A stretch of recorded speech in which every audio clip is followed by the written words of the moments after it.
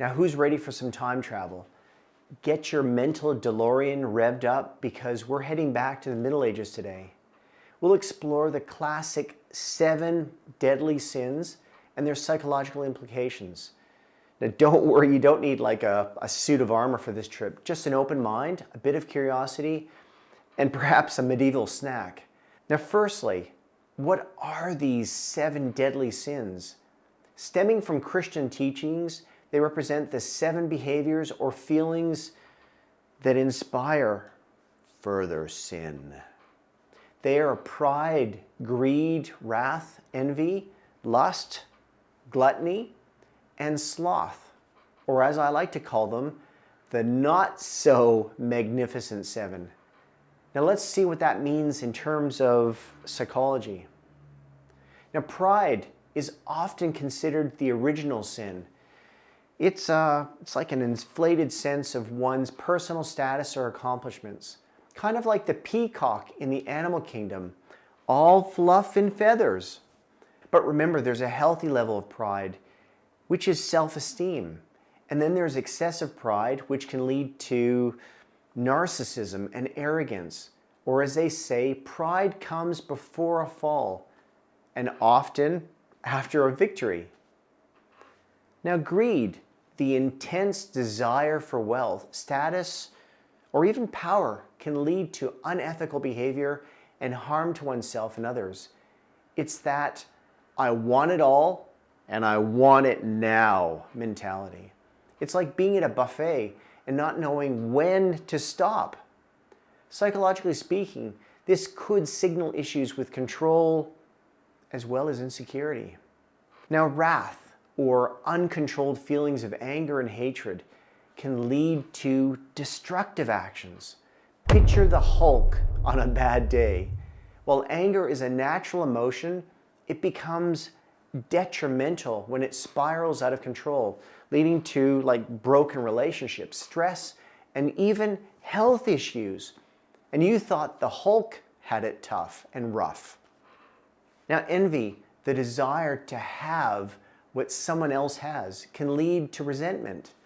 In psychological terms, envy might indicate low self-esteem or even feelings of inadequacy. It's the green-eyed monster that gnaws away at our inner peace. Remember, the grass isn't always greener on the other side, and sometimes it's just astroturf. It's fake grass. Now, lust isn't just about excessive sexual desires. It's about this intense longing or desire for something. When uncontrolled, lust can lead to a disregard for consequences of our actions. It could indicate an avoidance of deeper emotional connections or a craving for just like immediate gratification. Or in simple terms, it's like wanting dessert before dinner. Now, gluttony, the overindulgence or overconsumption of anything to the point of waste, can lead to an unhealthy obsession. It's not just about food. You can be a glutton for work or punishment or even Netflix. Guilty of binge watching the Great British Baking Show? You might be committing the sin of gluttony. Now, like psychologically speaking, gluttony might indicate a void we're trying to fill or inability to find balance. It's like trying to fill a water balloon. Eventually, it will burst.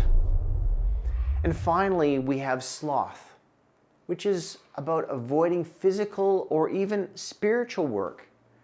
No, it's not about binge watching animal videos, even though actual sloths they're like incredibly cute. It's about neglecting responsibilities and failing to realize one's potential. In psychological terms, it could indicate a lack of motivation, low self-esteem, or even like depression. But remember, it's not about being lazy. It's about choosing to be underactive in our life pursuits. The key takeaway here isn't to label ourselves as sinners, but to strive for balance. Each sin has a corresponding virtue. Humility counteracts pride. Generosity, it counteracts greed, and so on. Kind of like a medieval yin and yang, We can strive towards personal growth and emotional health by understanding our weaknesses.